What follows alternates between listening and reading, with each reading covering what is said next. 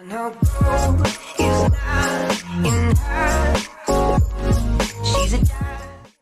up YouTube, this is Reverend TK421 here, and I got a brand new spinner for you guys. I call it the chain spinner. I'm pretty excited about this one because it's the easiest, simplest, and cheapest spinner I've done so far. To make this fidget spinner, you're going to need 22 links of 1/2 by 3/32 inch bicycle chain. This chain is typically used for 6, 7, and 8 geared bicycles, and I found it worked perfect for this. There's different colors of bike chain that you can use for this, so I'm going to be linking different colors of chain in the description. You can get these chains for really cheap or even free by asking the local bike store for their used chains. And if your chain's rusty, you can use a Dremel tool bit just like this one. It's a rotary brass brush, and it really gets the rust off very easily. You can also use a manual steel or brass brush too. This works. And some rust penetrant. A skateboard bearing or 608 bearing, some pliers, and 2 zip ties about this size. You can see that there's different colors you can use for this too. When it comes to the zip ties, make sure you don't get one that's more than 3/32 inch or 2.5 millimeters wide. Otherwise, it's not going to fit inside of the chain. A chain breaker. If you don't have a chain breaker, you can also use a center punch and a hammer to break the chain. And scissors. I'm going to be posting links in the description for the materials and tools that I used for this fidget spinner. All you have to do is take your chain and make it look like this. Now take your zip tie and put it inside of the chain, just like this. Now take your other zip tie and do the same for the other side. So it looks like that. Now you want to take this end and put it through the remaining links.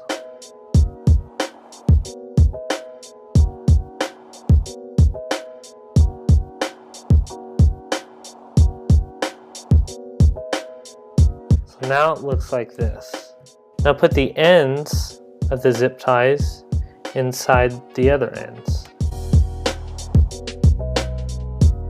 So it looks like this. Don't pull it too tight just yet. Now you take your bearing and you put it inside the chain, and then all you have to do is pull those zip ties.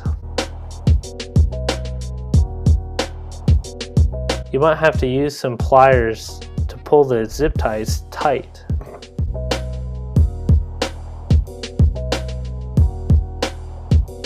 Now just cut the ends of the zip ties off, and there you go. And that's how easy it is. So right now you can just pop the bearing back out if you wanted to, and put the bearing back in, and it works. You could also glue the bearing to the chain so the bearing doesn't pop out, and I would do this by applying some epoxy or super glue in between the spaces of the chain in the bearing. But in my opinion, I prefer it not to be glued, because if you drop it, the bearing pops out and you just pop it right back in. Honestly, this spinner is pretty comfortable without buttons, but if you wanted to add some, you can just use some nuts here, or they sell fidget spinner buttons on eBay for pretty cheap. This one is just 2 nuts on a threaded post. And these 2 are just 2 bolts with a nut on the other end. Without any buttons, the spinner weighs 72 grams. And to compare that to, I'm going to weigh a rocket spinner. So this means that it's a pretty heavy spinner, and it's going to spin for a while due to this weight. Let's see how long I can get this to spin for with a stainless steel bearing.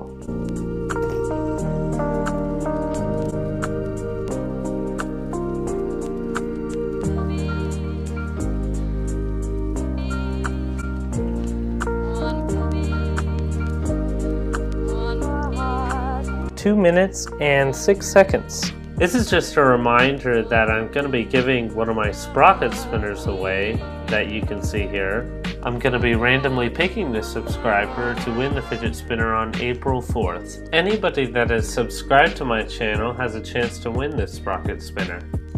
I hope you guys are enjoying your new fidget spinner and enjoyed the video. If you want to see more videos like this, feel free to subscribe and give a like. Thank you for watching, and keep calm and spin on.